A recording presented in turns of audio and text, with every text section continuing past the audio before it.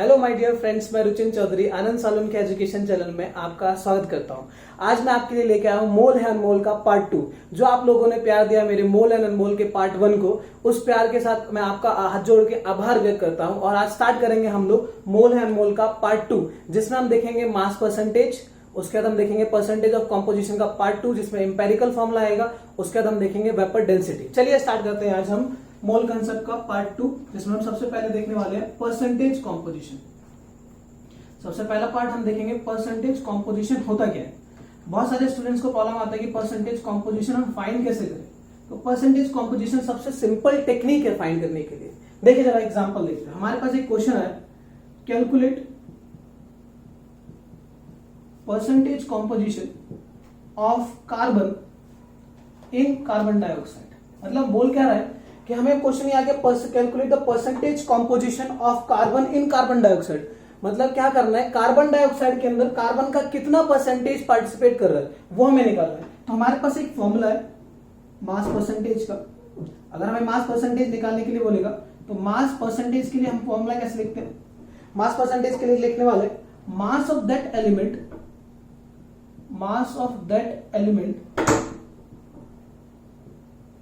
In a compound divided by molar mass divided by molar mass of the compound.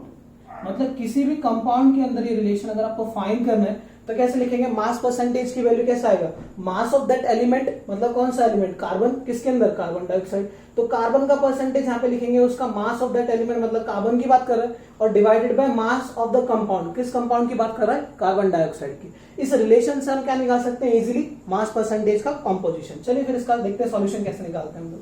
Simple, mass percentage हमने को निकालने का। Mass percentage निकालने के लिए mass of the element, carbon का एटॉमिक नंबर कितना बेटा, 6। ठीक है, कार्बन का एटॉमिक नंबर कितना है, 6। मास कितना होगा, 12। ठीक है, जिन बच्चों ने इसका पार्ट 1 नहीं देखा बेटा, प्लीज जाके उसका पार्ट 1 देखो, ताकि आपको ये इजीली क्लियर हो पाए, है ना। उसका लिंक जो है मैं डिस्क्रिप्शन में डाल दूंगा, यहाँ पे चेक करो जरा। कार्बन का एटॉमिक नंबर कितना है, 6। एटॉमिक मास कितना होगा, 12। तो कार्बन यहाँ पे पार्टिसिपेट कर रहा है 12। और कार्बन डाइऑक्साइड का कंप्लीट मास कितना हो जाएगा, चेक करो। कार्बन का एटॉमिक मास कितना होगा, 12 प्लस ऑक्सीजन के लिए लेंगे, ऑक्सीजन का एटॉमिक नंबर 8, डबल कर देंगे, इवन नंबर है, डबल किया तो 16, तो 16 इंटू 2 किया तो कितना है, 32। तो 32 का वैल्यू कितना मिलेगा, टोटल 44। मतलब हमारे पास कितना आ जाएगा, 12 डिवाइडेड बाय 44 इंटू 100, क्योंकि परसेंटेज में निकालना अपने को। तो जैसे इसको परसेंटेज में हम कैलकुलेट करेंगे तो हमारे पास कितना आंसर आने वाला है, तो ये हो जाएगा अपने पास आंसर 300 डिवाइडेड बाय 11। तो ये 300 डिवाइडेड बाय 11, उसका एक्यूरेट आंसर कितना आ जाएगा, 27.2%। 27.2%। ठीक है, इस तरीके से हम क्या निकाल सकते हैं, परसेंटेज कॉम्पोजिशन। चलिए एक क्वेश्चन और ट्राई कर लेते हैं, थोड़ा टिपिकल देते हैं। एक थोड़ा सा टिपिकल लेते हैं इसमें सेकंड पार्ट, फिर हम आगे बढ़ेंगे। सेकंड पार्ट हम लोग लेते हैं इसके अंदर, calculate mass percentage of iron in potassium ferrocyanide K3FeCN6। ठीक है, अब हमारे पास क्या बोला कि हमें आयरन का मास निकाल के दिखाओ। तो इस आयरन का मास परसेंटेज निकाला, इस पूरे कंपाउंड में आयरन कितना पार्टिसिपेट कर रहा है। लेट अस कंसीडर ये 100% है, उसमें से हमें क्या निकालना, आयरन के लिए निकालना है। तो आयरन का एटॉमिक मास मुझे मालूम है, मास परसेंटेज अगर निकालेंगे, क्वेश्चन में आपको प्रोवाइडेड रहेगा आयरन का मास, हमें यहाँ पे दे रखा है 56। ठीक है, तो 56 दे रखा है, डिवाइडेड बाय मॉलिक्यूलर मास। इस पूरे का मॉलिक्यूलर मास हमें कैलकुलेट करना पड़ेगा। उसका मॉलिक्यूलर मास कितना आएगा, 329 इंटू 100। इसको सॉल्व आउट कर देंगे तो मास परसेंटेज निकल जाएगा। तो यहां से मास परसेंटेज कितना निकलेगा, 17.03%। ठीक है, ये हमारा मास परसेंटेज आ गया। बट प्रॉब्लम कहां थी बच्चों को कैलकुलेट करने में, यहाँ पे मॉलिक्यूलर मास को प्रॉब्लम में आई। ठीक है, करना कुछ नहीं है, सिंपल। अगर इसका मॉलिक्यूलर मास आप लोग को डायरेक्टली पता नहीं है तो कैसे निकालेंगे, 3 इंटू 39 लिखा, 56 प्लस, अब हमारे पास वहां पे क्या है, कार्बन और नाइट्रोजन कितने टाइम है, 6 टाइम। तो डायरेक्टली लिख सकते हैं प्लस 6 टाइम ऑफ कार्बन कितना हुआ, 12 प्लस नाइट्रोजन कितना हुआ, 14।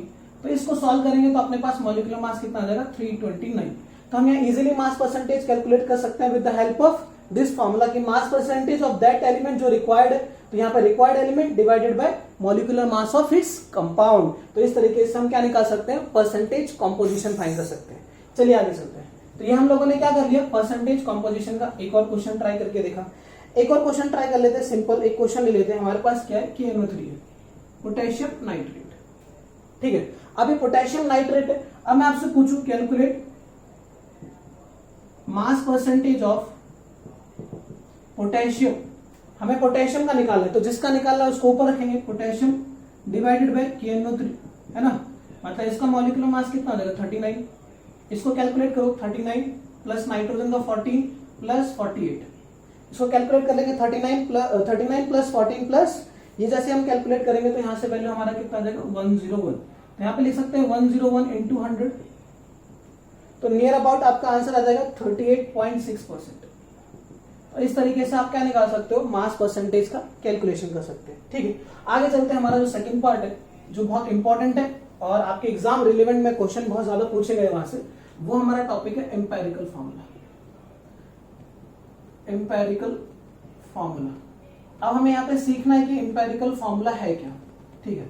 एम्पेरिकल फार्मूला को हम अगर डेफिनेशन के बारे में बात करें कि एम्पेरिकल फार्मूला है क्या, तो एम्पेरिकल फार्मूला को अगर मैं डिफाइन करूं तो एम्पेरिकल फार्मूला हमें यहाँ पे पता चलता है कि जो simplest ratio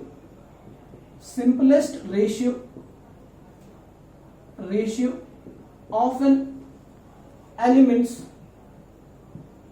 in a compound, मतलब ये क्या रिप्रेजेंट करता है, सिंपलेस्ट रेशियो को डिपेंड करता है किसी भी कंपाउंड के अंदर कि किसी भी एलिमेंट का कितना पार्टिसिपेशन हो रहा है। जैसे एक एग्जांपल ले लेते हैं, जैसे हमारे पास मान लो यहाँ पे क्या है, C6H12O6, मेरे पास ग्लूकोज है। अब इस ग्लूकोज के अंदर ये इसका मॉलिक्यूलर फॉर्मूला हो गया। अब इस ग्लूकोज के अंदर हम कैसे निकाल सकते हैं, इजीली फाइंड कर सकते हैं, इसको सिंपलेस्ट रेशियो में कन्वर्ट कर सकते हैं। देखो सारे मल्टीपल है, तो यहाँ पे क्या हो जाएगा, कार्बन 1 6 के टेबल में जाएगा, ये भी 2 और ये 1, CH2 और O1। तो हमने क्या निकाला, यहाँ पे रेशियो क्या था 6:12:6, और उसको मैंने सिंपलेस्ट रेशियोज में कन्वर्ट कर दिया। वहां पर रेशियो क्या रहा है 1:2:1। तो मैंने आपको क्या बोला, एम्पेरिकल फॉर्मूला क्या रिप्रेजेंट करता है, सिंपलेस्ट रेशियो किसी भी कंपाउंड के अंदर कि कार्बन हाइड्रोजन और ऑक्सीजन कितना पार्टिसिपेट कर रहे हैं, उसको हम क्या बोल देंगे, एम्पेरिकल फॉर्मूला बोल देंगे। तो मतलब रेशियो क्या आ गया 1:2:1। लेट अस कंसीडर, हमारे पास एक और एग्जांपल रहता, वाटर मॉलिक्यूल, ठीक है, H2O। यहां पे चेक करो जरा, ये रिलेशन क्या रेशियो है 2:1। अब देखो ये तो इसके मल्टीपल में नहीं, अगर ये मल्टीपल में नहीं होगा तो रेशियो क्या रहेगा, यही रहेगा। तो इसका मॉलिक्यूलर फॉर्मूला भी यही होगा और एम्पेरिकल फॉर्मूला भी यही होगा। अगर वो रेशियो मल्टीपल में आता है, जैसे एग्जांपल देखते हैं P4O10, चेक करो जरा, P4O10 ये मल्टीपल में, चेक करो जरा, अगर उसको मैं सिंपलेस्ट रेशियो में कन्वर्ट करूं तो लिख सकते हैं P2O5, लिख सकते हैं, मतलब रेशियो क्या आ जाएगा 2:5। तो ये इसका क्या हो गया, सिंपलेस्ट रेशियो में मैंने कन्वर्ट कर लिया। इसी चीज को हम क्या बोलने वाले, एम्पेरिकल फॉर्मूला। और यहां से हमारा एक चीज और निकलता है, देखो जरा, अगर ये मेरा मॉलिक्यूलर फॉर्मूला है और ये मेरा एम्पेरिकल फॉर्मूला है, तो रिलेशन निकाल सकते हैं हम लोग। चेक करो जरा, एक एग्जांपल ले लेते हैं यहाँ पे, ध्यान से देखो, इस चीज को हम आगे ले जाते हैं थोड़ा सा, कि हमारे पास क्वेश्चन था C6H12O6 था, ये मैंने इसको सिंपलेस्ट रेशियो में कन्वर्ट कर लिया, सिंपलेस्ट रेशियो में। वो कैसा हो गया C1H2O1, ऐसा 1 ऑक्सीजन का 1, हाइड्रोजन 2, कार्बन 1। तो मतलब ये मेरा अगर मॉलिक्यूलर फॉर्मूला हुआ और ये मेरा क्या होगा, एम्पेरिकल फॉर्मूला। तो एक एम्पेरिकल फॉर्मूला और मॉलिक्यूलर फॉर्मूला में रिलेशन हम फाइंड कर सकते हैं कि एक मॉलिक्यूलर फॉर्मूला और एम्पेरिकल फॉर्मूला में रिलेशन क्या होगा। जरा ध्यान से चेक करो जरा, मॉलिक्यूलर फॉर्मूला और एम्पेरिकल फॉर्मूला यहाँ पे क्या हो रहा है, देखो n टाइम से मल्टीप्लाई हो रहा है।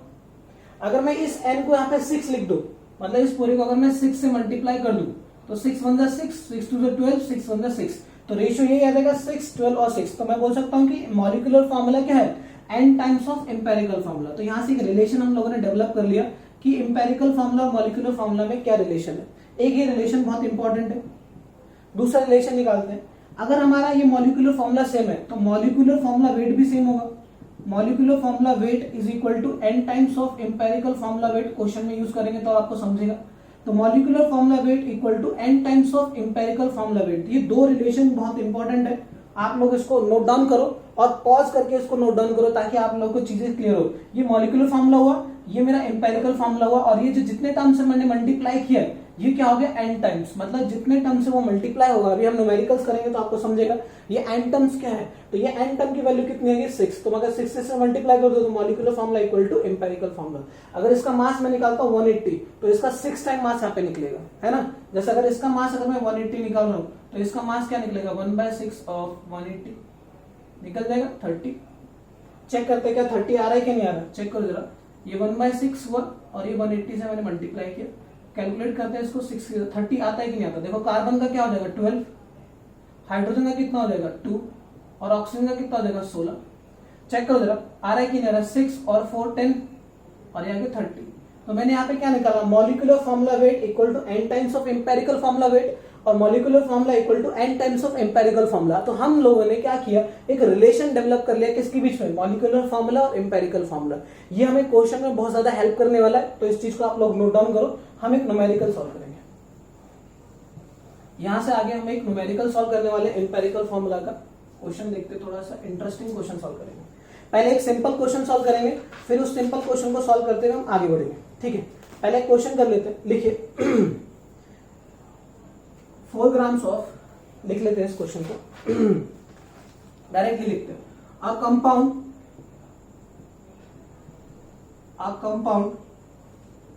Of following data, a compound of following data, carbon equal to 57.82%, ठीक, oxygen is equal to 38.58%, carbon हो गया, and the rest is hydrogen, ठीक है। आपको समझ में आ गया, कंप्लीट आपको 100% मानना है। 100% में से इतना वैल्यू किसका हो गया कार्बन का, इतना वैल्यू किसका हो गया ऑक्सीजन का, तो बचा हुआ क्या हो गया हमारा हाइड्रोजन। नेक्स्ट इफ, यहां तक देखते हैं, इफ वेपर डेंसिटी, इसमें एक इंपॉर्टेंट फैक्ट है, मैंने इसलिए एक साथ बता देता कि वेपर डेंसिटी के बारे में बताता हूं। If vapour density is 83, find the empirical formula and molecular formula. तो जो हमारा सेकंड और थर्ड टॉपिक था, जो मैंने आपको पहले बताया कि एम्पेरिकल फॉर्मूला, मॉलिक्यूलर फॉर्मूला और हमारा वेपर डेंसिटी, तो एक ही क्वेश्चन के अंदर हम तीनों चीजों को देखने वाले और डिटेल में इस चीज को देखेंगे आज। A compound of the following data दे रखा है, कार्बन का परसेंटेज दिया हुआ है, ऑक्सीजन का परसेंटेज दे रखा है और बोला रेस्ट इज हाइड्रोजन, मतलब कार्बन परसेंटेज, ऑक्सीजन परसेंटेज और क्या बोलते हैं रेस्ट मेरे पास क्या है hydrogen. If vapour density is इतना 83, find the empirical formula and molecular formula. Hope आप लोगों ने क्वेश्चन लिख लिया होगा, मैं रब कर देता हूं इस क्वेश्चन को ताकि मुझे टेबल बनाने के लिए हेल्प हो जाए।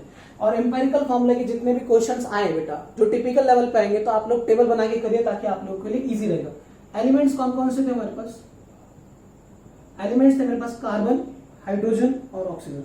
सबसे पहले हम एम्पेरिकल फॉर्मूला कैलकुलेट करेंगे। एलिमेंट्स मिल गए, एलिमेंट्स के बाद ठीक है एलिमेंट्स हमें मिल गए और परसेंटेज ऑफ कंपोजिशन पता हमको, ठीक है, इनके एटॉमिक नंबर्स पता हमें, सॉरी एटॉमिक मास मालूम, ठीक है। फिर हमें क्या करना है, एटॉमिक रेशियोज लेना है और लास्ट में हमें क्या लेना है, सिंपलेस्ट होल नंबर रेशियोज लेना है, ठीक है। तो यहाँ पे परसेंटेज कंपोजिशन दे रखा था 57.82, यहाँ पे दे रखा था 38.58% और रेस्ट क्या बोल रखा था ऑक्सीजन। तो इन दोनों का ऐड करके 100 से माइनस कर देंगे, तो 100 माइनस 57.82 प्लस 38.58, यहां से इसको सॉल्व करोगे तो कितना आएगा 3.60। तो हमें ऑक्सीजन मिल चुका है, सॉरी ये वाला ऑक्सीजन है और ये वाला रेस्ट क्या है हाइड्रोजन।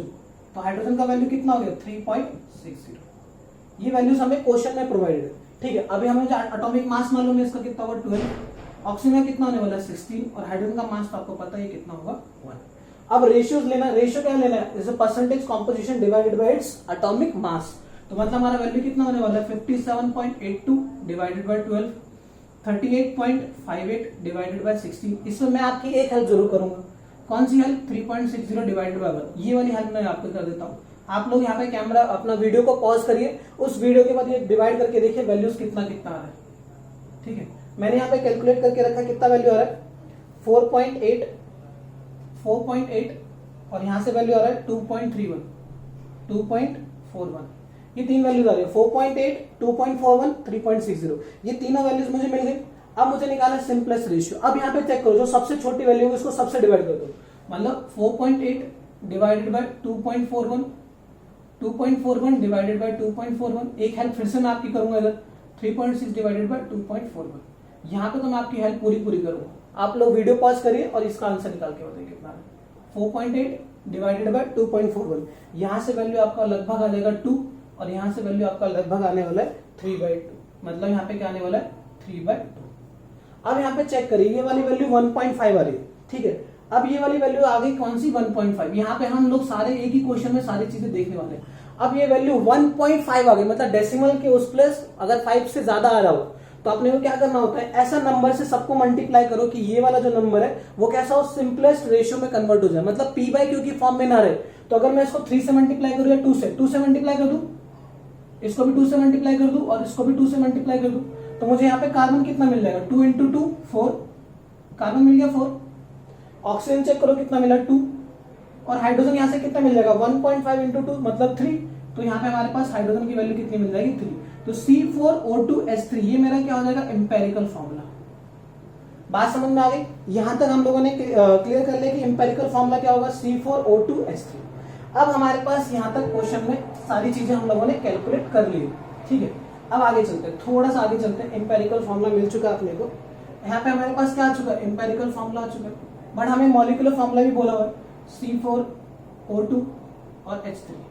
ये हमने यहाँ तक एम्पेरिकल फॉर्मूला कैलकुलेट कर लिया, ठीक है। यहां तक हमारी थ्योरी खत्म हो जाती है कि भैया एम्पेरिकल फॉर्मूला हो चुका है, अब हमें मॉलिक्यूलर फॉर्मूला निकालना है। इससे पहले मैंने आपको एक रिलेशन डेवलप किया था, याद है? तो इसका मॉलिक्यूलर मास भी कैलकुलेट कर सकते हैं, मतलब एम्पेरिकल फॉर्मूला वेट कैलकुलेट कर सकते हैं, ना। 12 into 4 plus 2 into 16 plus 3 into 1। तो यहां से मेरा एम्पेरिकल फॉर्मूला वेट आ जाएगा। तो एम्पेरिकल फॉर्मूला वेट कितना आ रहा है, 83, ठीक है। ये हमारा रिलेशन हो गया फर्स्ट इक्वेशन, मान लीजिए। अब वहां पे एक नया वैल्यू दे रखा था, आप लोगों को याद होगा, वेपर डेंसिटी के बारे में। मैं आपको यहीं पे एक्सप्लेन कर देता हूं वेपर डेंसिटी होता क्या, और अलग से भी बता दूंगा, जरा ध्यान से देखिए। तो वेपर डेंसिटी होता क्या है, ठीक है। तो वेपर डेंसिटी हम लोग निकालते कैसे, जैसे आप मान लो कि जैसे हम लोगों ने एटॉमिक नंबर्स पढ़े होंगे, तो एटॉमिक नंबर्स को हमने क्या किया, रिलेट किया। सबसे पहले किसके साथ किया, हाइड्रोजन के साथ किया, फिर ऑक्सीजन के साथ किया, और लास्ट में किसके साथ किया, कार्बन के साथ। क्यों किया, क्योंकि हमारे पास जो कार्बन के साथ जब हमने रिलेट किया तो वहां पे 1/12 मास ऑफ कार्बन 12 एटम होना था, मतलब हमारे पास वैल्यू 1 आ रही थी। तो हमारे पास P/Q फॉर्म में आउटपुट नहीं आ रहा था, सिंगुलर फॉर्म में आउटपुट आ रहा था, ताकि हमें इजी मिले कैलकुलेशन के लिए। तो इसलिए वेपर डेंसिटी हम कैलकुलेट करते हैं गैस फेज के लिए। किस फेज के लिए, गैसियस फेज के लिए। अब गैसियस फेज के लिए कैसे करते हैं, मतलब क्या लेते हैं, वेपर डेंसिटी का डेफिनेशन क्या है, डेंसिटी ऑफ, यहां पे लिख दो, ratio of density of any gas, ratio of density of any gas divided by density of hydrogen gas, ठीक है। हमने क्या किया, रिलेट किया किसके साथ, हाइड्रोजन के साथ। मतलब किसी भी गैस को अगर हम रिलेट करेंगे, अगर वेपर डेंसिटी निकालना है तो हमें किसके साथ रिलेट करना पड़ेगा, हाइड्रोजन गैस के साथ रिलेट करना पड़ेगा। और क्यों करना पड़ेगा वो जरा ध्यान से देखो, क्योंकि हाइड्रोजन का एटॉमिक नंबर कितना होता है 1, उसका मॉलिक्यूलर मास भी कितना रहेगा 1, बट H2 की गैस में क्या आ जाएगा 2। अब यहाँ पे कैलकुलेट करते हैं थोड़ा सा, ठीक है।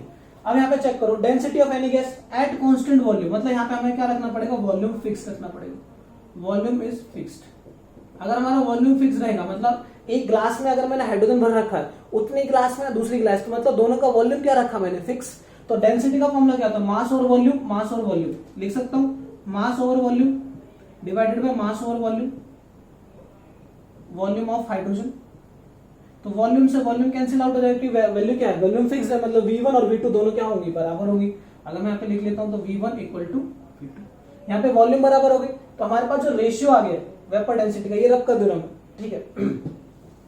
तो हमारे पास जो रेशियो आ चुका है, क्या आ चुका है, जो वेपर डेंसिटी हो गया वो क्या हो गया, molecular mass of gas divided by volume, तो कैंसिल आउट हो गया।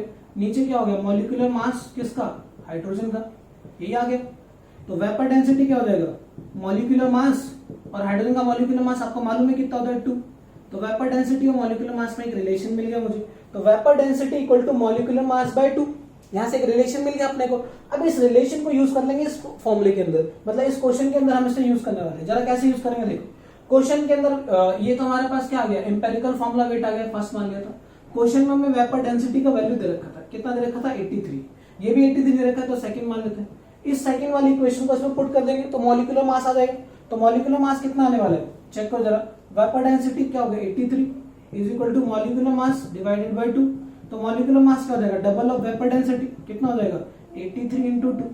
मतलब इस मॉलिक्यूलर फॉर्मूला का अगर मैं मॉलिक्यूलर फॉर्मूला निकालूं, ये एम्पेरिकल फॉर्मूला है ना, अगर इसका मैं मॉलिक्यूलर फॉर्मूला निकालूंगा तो उसका मास कितना होगा 83 इंटू 2, मतलब हमारे पास क्या आ गया, एक रिलेशन था ना हमारे पास, मॉलिक्यूलर फॉर्मूला वेट, जो मैं आपको बोला था क्वेश्चन में हेल्पफुल रहेगा, molecular formula weight equal to n times of empirical formula weight. ठीक है, अब यहाँ पे देखो जरा, एम्पेरिकल फॉर्मूला वेट हमारे पास कितना रखा है, 83 पुट कर सकते हैं। यहाँ पे क्या रख लिया, n की वैल्यू n की फॉर्म में रहने दो। ठीक है, मॉलिक्यूलर फॉर्मूला वेट कितना है, 83 इंटू 2। मैंने मल्टीप्लाई इसलिए क्यों नहीं किया, क्योंकि 83 से 83 कैंसिल आउट हो जाएगा। 83 इंटू 2, जब भी आप फिजिकल केमिस्ट्री क्वेश्चन करो तो ज्यादातर मल्टीप्लीकेशन मत करो, वो देखो जल्दी से कटेगा कैसे। तो ये 83 से 83 कैंसिल आउट हो गया, n का वैल्यू कितना आ गया 2।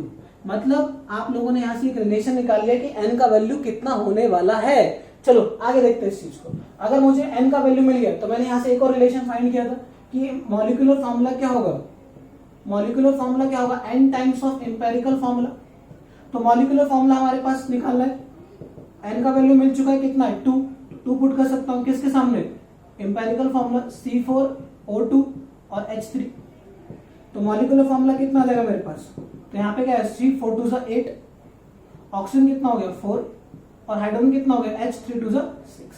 तो हमने यहाँ से क्या डिफाइन किया कि एक मॉलिक्यूलर फॉर्मूला कितना इजी से हम लोगों ने कैलकुलेट कर लिया with the help of vapour density, with the help of those two relations. हमने दीस टू रिलेशन से फाइंड किया empirical formula weight equal to n times of molecular formula weight equal to n times of empirical formula weight. ये relation भी इसी question में हमने use कर लिया और ये वाला रिलेशन भी इधर यूज कर लिया। और जो मैं आपको इंपॉर्टेंट फैक्ट बताने वाला था वो आप लोगों ने वेपर डेंसिटी का फेस में देख लिया।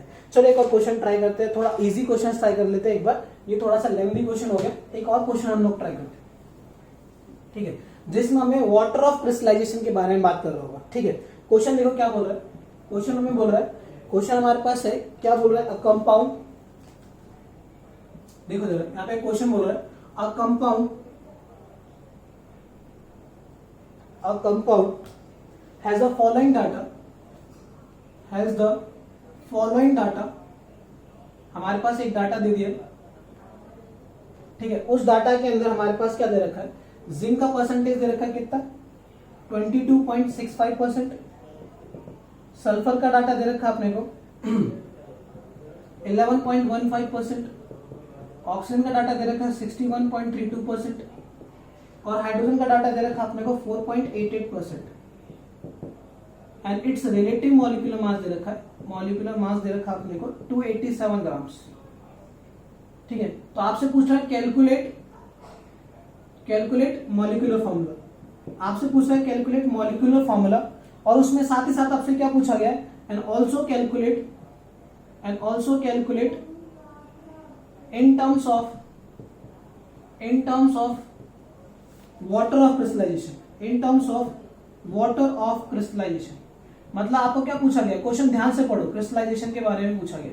अभी क्रिस्टलाइजेशन क्या टेक्निक है, मतलब क्रिस्टलाइजेशन हमारे पास एक ऐसी टेक्निक है, उसके अंदर हम लोगों ने क्या डाल दिया, उधर वाटर मॉलिक्यूल के साथ हम लोग काम कर रहे हैं, मतलब कौन सा H2O मॉलिक्यूल, मतलब हमारे पास यहाँ पे जितना H2O प्रोड्यूस होगा उसके बारे में हमें देखना है। तो देखते जरा कितना H2O प्रोड्यूस हो रहा है, जरा चेक करते हैं। इधर एक कंपाउंड, इसका हमें जिंक का वैल्यू दे रखा है 22.65, आप लोग जल्दी से नोट डाउन कर लो, सल्फर का वैल्यू दे रखा है, ऑक्सीजन का वैल्यू दे रखा है, हाइड्रोजन का वैल्यू दे रखा है, और उसका मॉलिक्यूलर मास भी हमें क्वेश्चन में प्रोवाइडेड है। तो ये मॉलिक्यूलर मास दे रखा है, ठीक है। अब हमें क्या निकालना है, सबसे पहले मॉलिक्यूलर फॉर्मूला निकालना है, तो मैं इसको रब कर देता हूं, दोबारा से हमें वही रिलेशन टेबल बनाना पड़ेगा।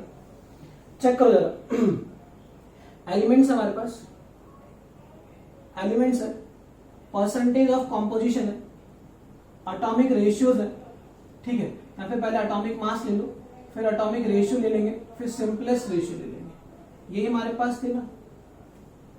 एलिमेंट्स कौन से थे, जिंक था, सल्फर था और ऑक्सीजन था, है ना, और हाइड्रोजन था। तो जिंक का वैल्यू कितना दे रखा था हमें 22.65%, क्वेश्चन में प्रोवाइडेड है, फिर 11.15%, फिर 61.32% और लास्ट में क्या दे रखा 4.88%। ठीक है, हमारे पास एटॉमिक रेशियोज निकालने के लिए मॉलिक्यूलर मास पता होना चाहिए। तो कितना होता है, जिंक का 65, सल्फर का 32, ऑक्सीजन का ले लिया अपन लोगों ने 16 और हाइड्रोजन का ले लिया 1। इस क्वेश्चन में मैं आपकी हमेशा हेल्प करने वाला हूं यहाँ पे, ठीक है। जो सबसे डिफिकल्ट कैलकुलेशन होगी वो मैं करूंगा, इजी कैलकुलेशन आप लोग करोगे। चलो देखते, अभी एटॉमिक रेशियो लेना मतलब इसको इससे डिवाइड करना है 22.65, ये सबसे सिंपल है, आप लोग करो। 11.15 डिवाइडेड बाय 32, यहाँ पे 61.32 डिवाइडेड बाय 16, ये बहुत सिंपल कैलकुलेशन है। जो सबसे टफ वाला रहेगा वो मैं आपके लिए सॉल्व कर देता हूँ। ये आएगा मेरा जो सबसे टिपिकल वाला था, मैंने सॉल्व कर दिया, आप लोग सॉल्व करो। इसका वैल्यू आएगा 0.35, यहाँ पे कैलकुलेट करोगे यहाँ पे भी 0.35, यहाँ पे कैलकुलेट करोगे 3.83। तो यहाँ पे जो सबसे छोटी वैल्यू होगी उससे आपको क्या करना है, सिंपलेस्ट रेशियो निकालना है ताकि आप सिंपल डिवाइड कर पाओ। तो मैं आपकी 2 बार हेल्प करूंगा इस क्वेश्चन में, इस तरफ 1, 0.35 डिवाइडेड बाय 0.35 1, यहाँ पे चेक करो 3.83, ये आप खुद से हेल्प करोगे 0.35, 4.88 डिवाइडेड बाय 0.35। ठीक है, जब मैंने यहाँ पे डिवाइड किया तो मुझे यहाँ पे वैल्यू कितना मिला 11 और यहाँ पे वैल्यू कितना मिला 14। ठीक है, तो मतलब मेरे पास क्या आंसर आ गया, Zn, जिंक तो 1 था, सल्फर कितना हो गया 1, ऑक्सीजन चेक करो 11 और हाइड्रोजन कितना हो गया 14, मतलब हाइड्रोजन के बाद वैल्यू कितना आ गया 14। बट क्वेश्चन यहाँ पे खत्म नहीं हुआ, ये हमें क्या मिल गया, इंपेरिकल फॉर्मूला मिल गया। ये हमें क्या मिल गया, इंपेरिकल फॉर्मूला। इसको किस में कन्वर्ट करना है, मॉलिक्यूलर फॉर्मूला में कन्वर्ट करना है। जरा चेक करो, जरा यहां तक हो गया सारी चीजें। अब हम इसे कन्वर्ट करेंगे किसमें, मॉलिक्यूलर फॉर्मूला में। तो इंपेरिकल फॉर्मूला मिल चुका है और वहां पे आपके एक और चीज बोला था कि ये जो इंपेरिकल फॉर्मूला है हमारे पास, उस चीज को हमें किसमें कन्वर्ट करना है, इसको कन्वर्ट करना है अपने को किसमें, यहाँ पे कैलकुलेट करेंगे मॉलिक्यूलर मास कितना आ रहा है, इंपेरिकल फॉर्मूला मास कितना आ रहा है। तो हमने यहाँ पे क्या किया 65 प्लस सल्फर का किया 32, फिर यहाँ पे ऑक्सीजन कितने टाइम से 11 इंटू 60 प्लस 40। जब ये सारा कैलकुलेट किया तो यहाँ से हमारा जो इंपेरिकल फॉर्मूला वेट है वो कितना आ गया, जरा कैलकुलेट करो कितना आ रहा है। जैसे हम इसको कैलकुलेट करेंगे तो हमारे पास जो वैल्यू आने वाली है वो आएगी 287। चेक करो जरा 287 ग्राम से। तो मतलब हमारा इंपेरिकल फॉर्मूला वेट कितना आ गया 287। और क्वेश्चन में मॉलिक्यूलर फॉर्मूला वेट गिवन था, मॉलिक्यूलर फॉर्मूला वेट गिवन था, वो भी कितना है 287। मतलब हमारे पास क्या है, n का वैल्यू कितना आ जाएगा इधर से 1, मतलब हमारा इंपेरिकल फॉर्मूला जो है वही किसके बराबर हो जाएगा, मॉलिक्यूलर फॉर्मूला के बराबर। अब यहाँ पे एक और चीज देखनी थी, जो बोला गया था वाटर ऑफ क्रिस्टलाइजेशन, उसका मतलब क्या है, वो इंपॉर्टेंट फैक्ट है आपके लिए, वो जरा थोड़ा देखना है उसके बारे में। वाटर ऑफ क्रिस्टलाइजेशन, तो वाटर ऑफ क्रिस्टलाइजेशन का मतलब क्या होता है वो जरा देख लेते हैं जरा ध्यान से। तो वाटर ऑफ क्रिस्टलाइजेशन का मतलब है कि हमारे पास जो सॉलिड फॉर्म में था उसको मैंने क्रिस्टलाइज कर दिया, हीट करके उसको ठंडा करने के लिए रख दिया, तो जितने भी वाटर मॉलिक्यूल्स थे वो सब क्या हो जाएंगे, क्रिस्टलाइज हो जाएंगे। जरा चेक करो, जिंक है, सल्फर 1, ऑक्सीजन 11 और हाइड्रोजन 14। तो मैं ऐसे लिख सकता हूं 7H2। चेक करो जरा, 7 दूनी 14, 14 हो गया, हाइड्रोजन 14 हो गया, ऑक्सीजन कितना हो गया यहाँ पे 7 हो गया, बचा कितना 4, तो ZnSO4। तो जिंक सल्फेट डॉट 7H2 ये आपका फॉर्मूला होगा आंसर। इसको हम क्या बोलेंगे, molecular formula in terms of crystallisation, in terms of crystallisation. ठीक है, तो यहाँ पे मैंने आपको 3 चीज सिखाया, मास परसेंटेज निकालना सिखाया, फिर मैंने आपको इंपेरिकल फॉर्मूला निकालना सिखाया, और साथ साथ में मैंने वेपर डेंसिटी का यूज भी दिखा दिया क्वेश्चन के अंदर। तो वेपर डेंसिटी को अगर आपको और थोड़ा डिटेल में समझना है तो जरा ध्यान से चेक करो। मेरे पास 2 ग्लास है, मतलब लेट अस कंसीडर मेरे पास एक ग्लास ये है और एक ग्लास ये है। ठीक है, इन दोनों ग्लासेस को मैंने क्या कर दिया, ऊपर तक फिल कर लिया। अब इसका वॉल्यूम और इसका वॉल्यूम क्या होगा, सेम ग्लास है एक जैसे, दोनों के गैस के वॉल्यूम क्या हो जाएंगे, फिक्स हो जाएंगे। तो वेपर डेंसिटी था, तो मतलब मास ओवर वॉल्यूम, मास ओवर वॉल्यूम, तो दोनों का क्या आएगा, मास ओवर वॉल्यूम। तो दोनों का वॉल्यूम क्या है बेटा, फिक्स हो गया। तो वॉल्यूम वॉल्यूम कैंसिल आउट हो गया, तो molecular mass divided by molecular mass of hydrogen, और हाइड्रोजन का मॉलिक्यूलर मास तो होता है 2। तो वेपर डेंसिटी क्या हो जाएगा, vapour density equal to molecular mass divided by 2। तो वहां से हम रिलेशन हम लोगों ने डेवलप कर लिया। तो आज हम लोगों ने क्या पढ़ा, थोड़ा सा रिकैप देख लेते हैं।